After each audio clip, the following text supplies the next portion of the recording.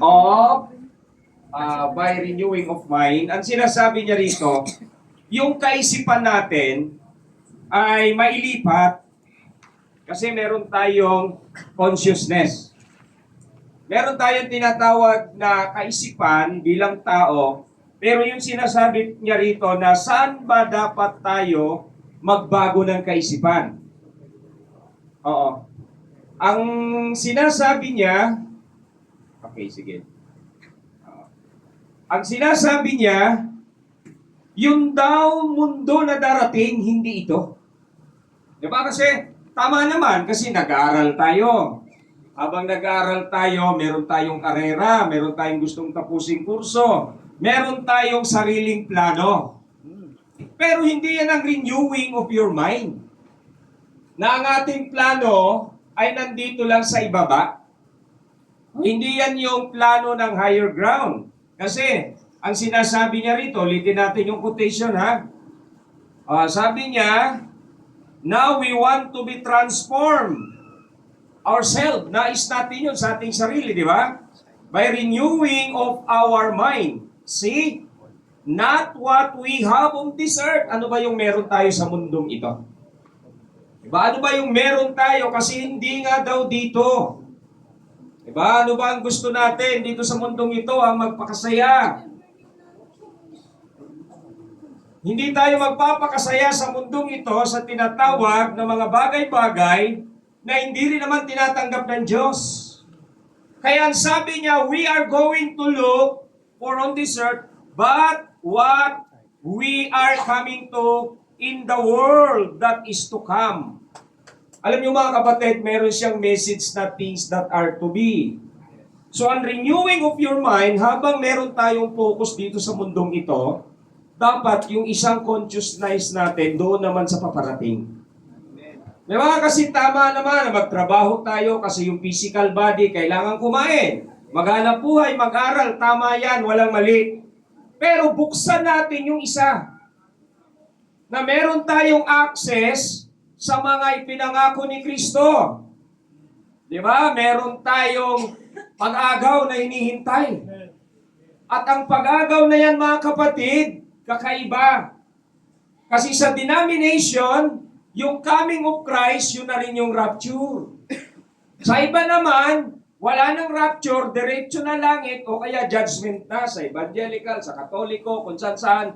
Pero sa message, iba. Ang rapture, meron munang shout.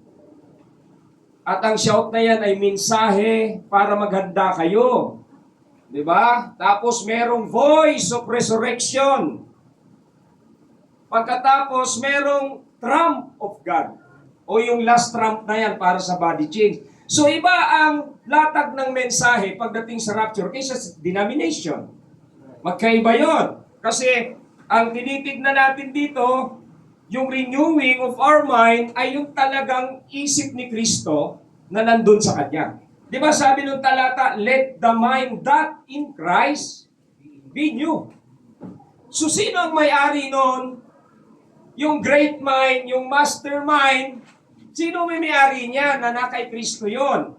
Na yun dapat tayo magkaroon ng access, nandun ang connection natin. Ngayon, pag naka-access tayo doon sa isip na yan na kay Kristo, yung mind na yan na kay Kristo, magiging katulad tayo ni Kristo. Diba? Magiging katulad tayo ni Kristo kung mag-isip, maglakad. No? Kaya, yun ang hinahanap natin na pag meron tayong connection, yun ang pinakamaganda. Kaya ano pa sa renewing of your mind, kasama dyan ang born again. Kailangan magbago tayo ng kaisipan. Hindi lang yun, kontento na ako rito, kumikita ako, may maganda akong trabaho, okay na ako rito. Paano yung born again? Na kailangang isilang tayong muli, kasama yun sa pagbabago ng kaisipan. Eto quotation ha, invisible union of the bride. Sabi rito, 1965. And a man that's born of God, is son of God, has to have nature of God. Wala yan doon sa unang isip natin na ipinanganak tayo ng nanay at tatay natin. Wala tayong nature of God doon. Ang meron tayo doon ay isang katangian, kalikasan, na pabulusok lang ng pabulusok sa corruption, sa pagkabigo, sa kawalang pag-asa, at sa kaguluhan. Pero sa renewing of your mind, ikinukunik tayo doon sa isang aral na ang sabi, meron kang nature of God. Di ba? At kung may nature of God ka, doon nais ng Diyos na magbago ka ng kaisipan. Kasi ang bride, ang nobya, taglay niya ang nature ng Diyos, yung kalikasan ng Diyos, katangian ng Diyos. Wala yan sa atin noon, pero sinasabi rito, pag tayo'y anak na at naisilang na tayo, sabi niya, has to have nature of God. Sabi niya, He has to be like God. Yan ang gusto kong magbago tayo ng kaisipan. Kontento na ba lang tayo na katulad ako ng Korean novela, yung mga Koreano na pablandi-blandi. Hindi yan ang renewing of your mind. Dapat to be like God. Ganun tayo mag-isip. Diba? Pag nasa atin yung mind na yan, ang tingin natin sa mundong ito ay anino. At higit na meron darating, napakaganda ng sibilisasyon na gawa ng tao. Pero meron tayong isa na civilization of God. Na kung saan hindi umiiral ang ospital, hindi kailangan ng ayuda. Kamantalang itong civilization na meron tayo, lahat kailangan. Di ba? Kada galaw, kailangan natin ng ganito. Pero doon sa Diyos, hindi ganon. Yun ang magandang kaisipan. Yun ang magandang makuha natin na kaisipan na nagmumula sa mismong Diyos. Kaya ito ba sabi niya rito? Basahin ko lang, tuloy natin. Sabi niya pa, no? Sabi niya, a man born of God, sabi niya, ano pa sabi rito? He has to be like God. Paano ko ba gamitin ang isip ko na maging katulad sa Diyos? Okay, kay Kristo na lang. Di ba si Kristo, tinitignan niya yung isang babae, na ang babaeng yun ay katulad ng ligtas. Bagamat inuusig yung babae, na meron siyang tinatawag na dapat sagutin sa batas, at karapat-dapat siya sa malalaking bato. Pero tinitignan pala siya ni Kristo bilang isang ligtas na babae dahil sa binhi. At umalis yung gustong pumaslang sa kanya. Tignan nyo, pag kayo ay mayroong nature ng Diyos, meron kayong katangian ng Diyos, anong gagawin nyo? I-honor ninyo ang Diyos. I-honor natin ang salita ng Diyos. Ano pa mga kapatid? Sabi niya, He honors God. He is part of the Word of God. And in these last days, tignan nyo, pag nandito tayo, sa renewing of your mind, tanggalin natin ang isip ng tao, ipalit natin yung isip ng Diyos. Sasabihin ko, ako ay bahagi ng nakasulat na binabasa mo. Binabasa mo yung Biblia, pero bahagi ako niyan at ako yan. Dahil bahagi ako ng salita, hindi ako hiwalay. Binabasa ko yung salita ng Diyos na ako mismo bahagi niyan. Yun ang sabi ng quote. Okay, sabi niya ba rito, hindi katulad sa denomination, binabasa ang salita pero magkahiwalay sila ng salita. Walang connection sa isa't isa. Hindi siya part of the word. Dahil sabi rito, He honors God, He is part of the word of God. Yan pala ang dahilan. Yan pala ang dahilan mga kapatid, na hindi ka makakatakas sa paglilingkod sa Diyos kasi bahagi ka ng salita. At kung ikaw ay bahagi ng salita, saan ka pupunta para takasan to? Saang lata ng biswit ka magtatago para hindi ka makita ng Diyos dito? See? Hindi talaga tayo makakatakas. Pilitin mo mang lumihis, pilitin mo mang lumayo, ibabalik ka sa bahagi ka ng salitang nayag. At ano ba mga kapatid? Sabi niya pa rito, tayo'y bahagi ng kanyang salita. Ano pa yung kasunod? Sabi niya, in these last days, the bride taking form, just exactly the same power that He was in the beginning has come up through this organization and so forth and come out for the bride. He can be nothing else but that. Kaya tingnan nyo mga kapatid, ang dami natin pinanggalingan denomination. Galing ako sa Trinidad. Ang Diyos namin ay pantay-pantay. Meron kaming Diyos Ama, may Diyos Anak, may Diyos Espiritu. Mas malakas ang Diyos namin dahil 3, sa inyo 1. Diba? At dito mga kapatid, nakikita natin na hindi pala namin napupuri ang Diyos ko. 3 na ang Diyos namin, wala pa rin kaming bahagi. Pero dito, iba ang turo sa message dahil sinasabi niya na ang bride ay bahagi ng berbo. At kung ang bride ay bahagi ng berbo, ano ang kalagayan natin? Basahin natin. Dito sa 1954, God Perfecting His Church. Sabi niya, bride. Sabi niya, oh brother, you that's born again are sons and daughters of God, co-equal with Jesus Christ. Alam niyo, nakakauga ito. Ano? Na born again lang ako, tapos co-equal ako kay Jesus. Paano? Siya ang ulo, akong katawan. Eto. Co-equal tayo kay Kristo sa pagbabago ng kaisipan na dati hindi ganon. Paano ako naging co-equal kay Christ? Si Kristo ang berbo, ang katawan ay bahagi ng berbo. Same material.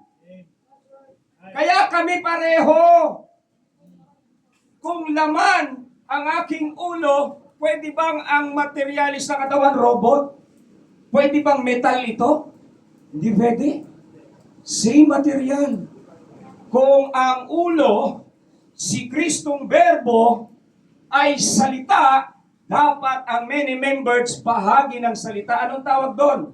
Pareho tayo ng materialis kay Kristo dito sa renewing of mind. Ipinapakilala ng message na hindi ka iba kay Kristo.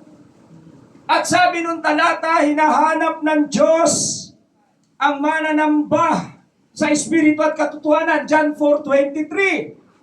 Hanggat hindi tayo lumilitaw ngayon at hindi natin ginagawa, saan siya kukuha ng tunay na mananamba? Hindi niya makuha sa Catholic, hindi niya makuha sa Baptist Methodist. Dito. Ang tunay na mananamba, bahagi ng berbo. Yun ang hinahanap niya. Kasi pag itinagos natin yan sa Genesis 1:26, kailangan nating makabalik sa image and likeness of God.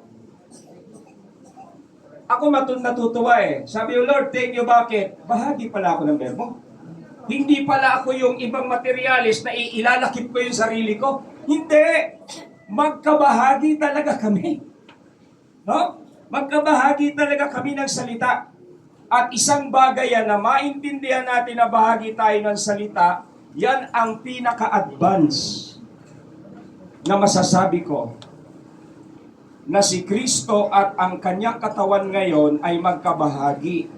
At hindi tayo hiwalay sa berbo. Dahil ang sabi niya rito, sons and daughters of God, co-equal with Jesus Christ. Ang co-equal dito, hindi tayo sinasamba. Baka sabihin nyo, teka muna. Brother Val, co-equal tayo na ba ang ulong sinasamba? Hindi.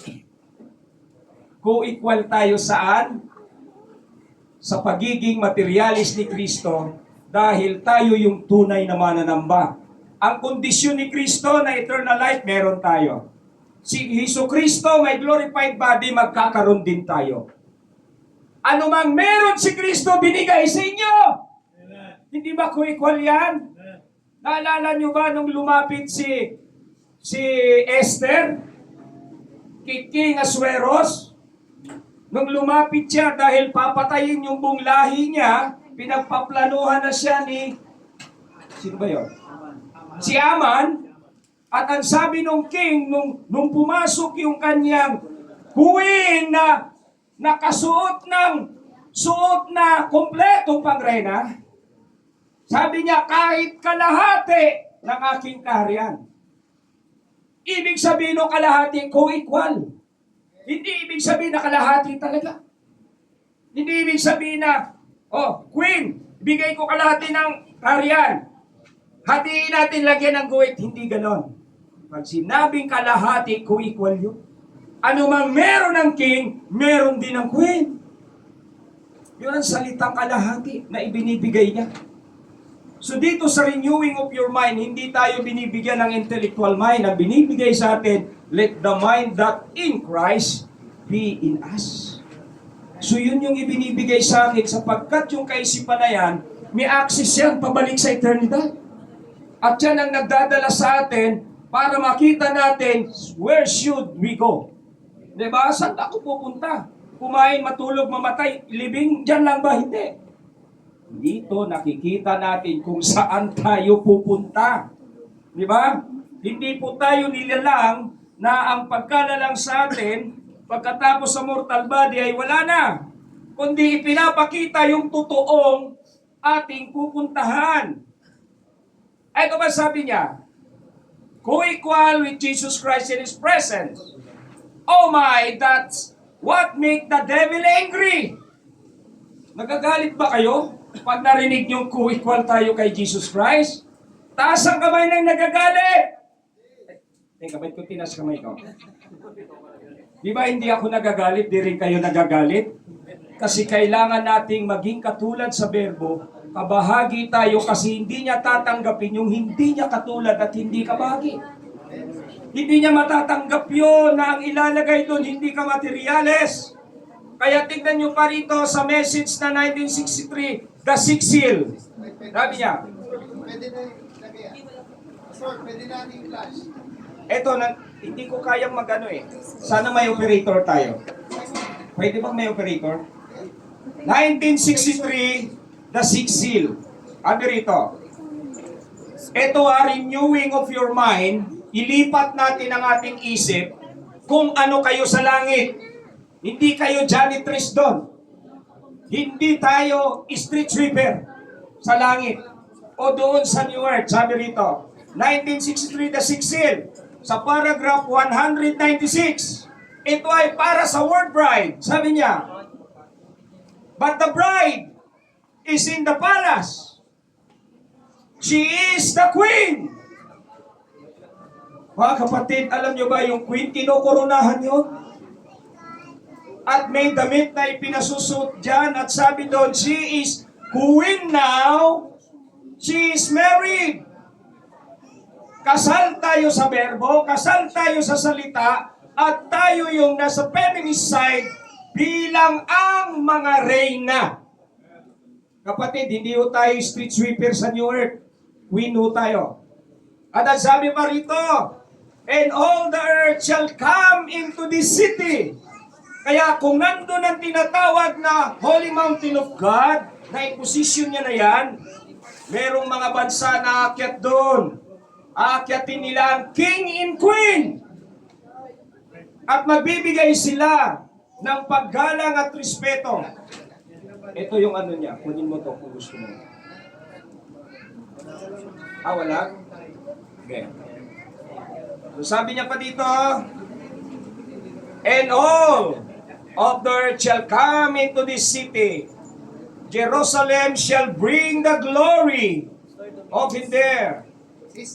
And the gates will not be shut by night, because there won't be any night.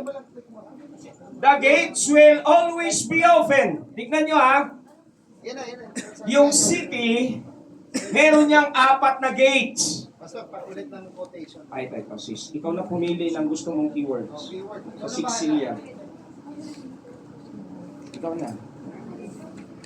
Paragraph 196. Para makita. At alam nyo ba, doon sa bagong syudad, merong 4 na gates. At yung syudad na yan, nandun ang tron ni Kristo, merong 4 na nilalang na gwardya at isa ron ang agila. At 4 din ang gates, kaya meron tayong gates doon. Okay. kunin mo na lang to, but the bride is in the palace. Tapos hanapin mo yung 6 seal 196 paragraph.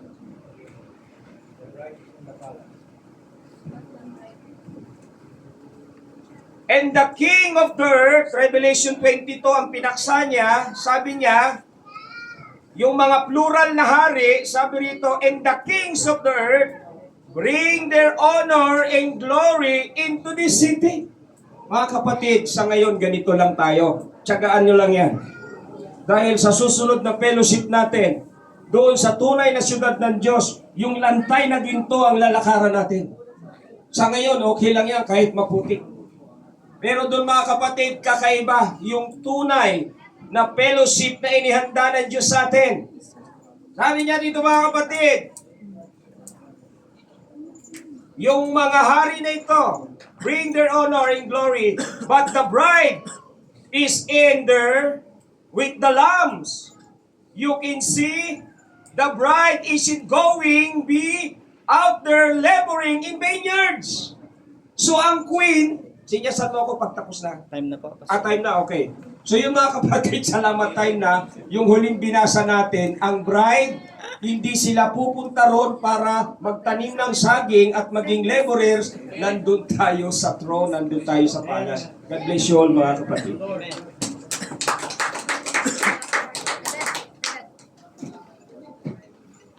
Amen. Okay. So random din na po yung ating